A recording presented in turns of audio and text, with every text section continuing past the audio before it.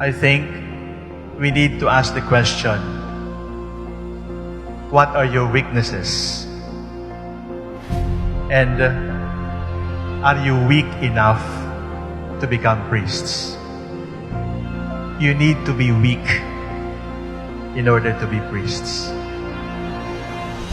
Because sometimes our own strengths become obstacles for the grace of God to be shown in our lives. Are you weak enough so that the power of Christ can truly shine through you? Buti na lang you're not so good looking, then you are not an obstacle for us to be reminded of the beauty of God. But we are not looking for supermen. We are not looking for super seminarians. We looked for weak seminarians in whom the power, the strength of God can truly shine. And this morning, do not dare to boast, because you were called because of your weaknesses. That those weaknesses made you even more lovable before the Lord. Where sin abounds, where weakness abounds, grace abounds all the more. Are you weak enough to be priests? Are you weak enough to rely solely on the grace of God? Are you weak enough to depend only on the mercy of God? We need you to acknowledge your weakness. Your weakness is totally yours, and your weakness is your gift to the Lord. Are they men of character?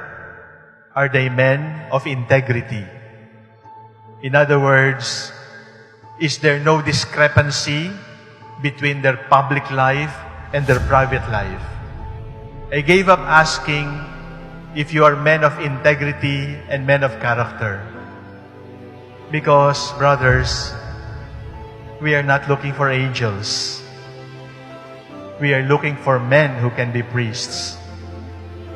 And therefore, my second question to ask is he broken enough to be a priest? Because if there is not enough brokenness, there is not enough participation in the passion, in the dying of the Lord. And seminary formation is an exercise, is a formation in breaking and breaking and breaking until you are crushed. And when you are crushed, God will put you back, this time into a beautiful mosaic, so that you can become life givers for others. Be careful with the breaking of the bread, because you're breaking the body of the Lord. And if you break the body of the Lord, you also promise the Lord, Lord, break me. I give you permission to break my body. Brothers, I need to warn you, sometimes that breaking of your heart can come from me. I might hurt you. Or from your brother priests. They might hurt you. But when you are hurt by your brothers, when you are hurt by your archbishop, consider it as a breaking, so that you may be finer and finer, so that more and more you can become life givers. There is no holiness without a willingness to be broken like the body of the Lord.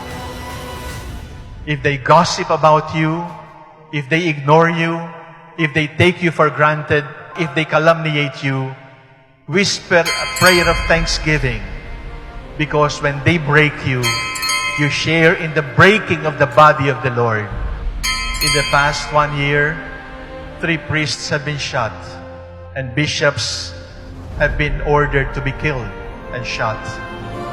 You are now priests of a hypocritical church, and according to them, 90% homosexuals. And then the question was asked, are they brave enough to hurdle the storm? Are they brave enough to defend the faith? We were looking for brave men. We are looking for courageous men to stand up for the faith, to be martyrs for 2018, 2019, and beyond. My third question, my dear brothers, is, are you afraid enough to be a good priest? Are you afraid enough so that you can be good priests? You must be courageous against error, but you must be afraid of sin. You must be brave to stand up for the Lord, but you must be a coward to be separated from Him. You must be afraid of hypocrisy. You must be afraid of celebrating the Mass in sacrilege. You must be afraid of lying. You must be afraid of lust.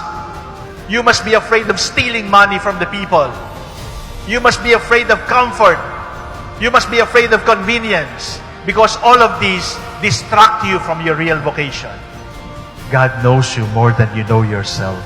And the beauty of it all is, even if God knows you inside and out, He still calls you, "Come, my beloved,